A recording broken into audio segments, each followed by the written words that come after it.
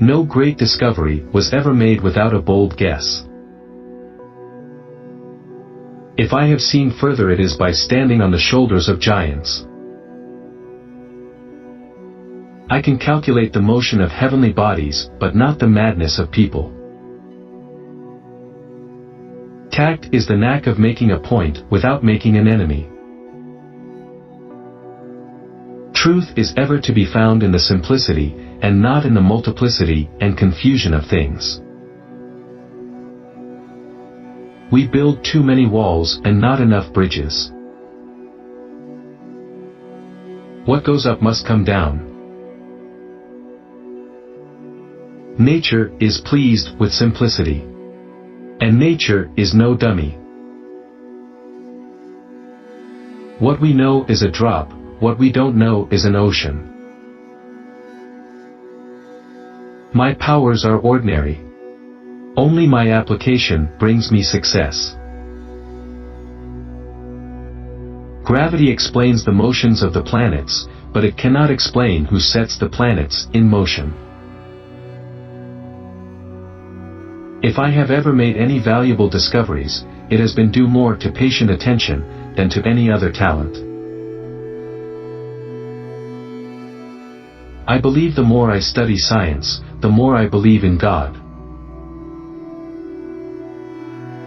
God is the same God, always and everywhere. He is omnipresent not virtually only, but also substantially, for virtue cannot subsist without substance. As a blind man has no idea of colors, so have we no idea of the manner by which the all-wise God perceives and understands all things. An object that is at rest will tend to remain at rest. An object that is in motion will tend to remain in motion unless acted upon by an outside force. Live your life as an exclamation rather than an explanation. You have to make the rules, not follow them. In the absence of any other proof, the thumb alone would convince me of God's existence. Truth is the offspring of silence and meditation. I keep the subject constantly before me and wait till the first dawning opens slowly, by little and little, into a full and clear light. Plato is my friend, Aristotle is my friend, but my greatest friend is truth. To me there has never been a higher source of earthly honor or distinction than that connected with advances in science. And to every action there is always an equal and opposite or contrary reaction. He who thinks half-heartedly will not believe in God, but he who really thinks has to believe in God. To myself I am only a child playing on the beach, while vast oceans of truth lie undiscovered before me.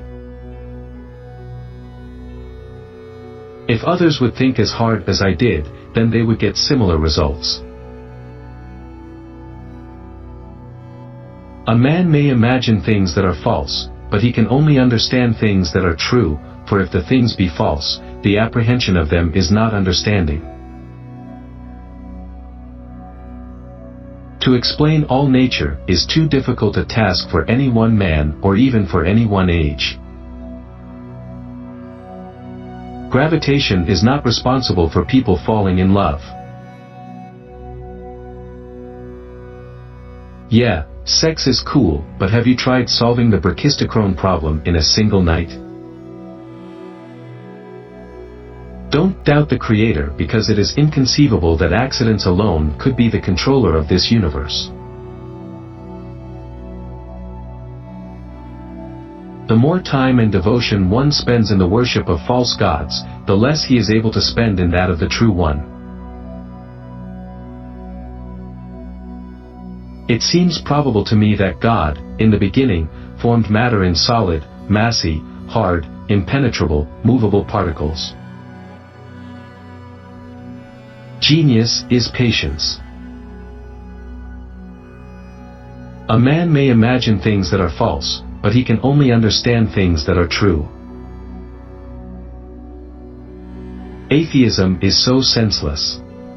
When I look at the solar system, I see the Earth at the right distance from the Sun to receive the proper amounts of heat and light. This did not happen by chance. I know not how I seem to others, but to myself I am but a small child wandering upon the vast shores of knowledge, every now and then finding a small bright pebble to content myself with while the vast ocean of undiscovered truth lay before me.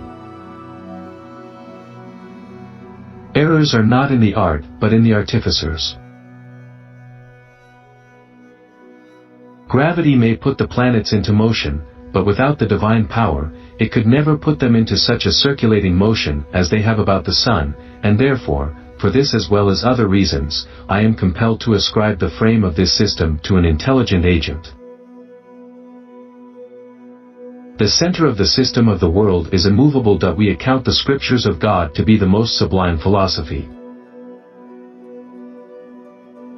The word God usually signifies Lord, but every Lord is not a God. It is the dominion of a spiritual being which constitutes a God. A true, supreme, or imaginary dominion makes a true, supreme, or imaginary God.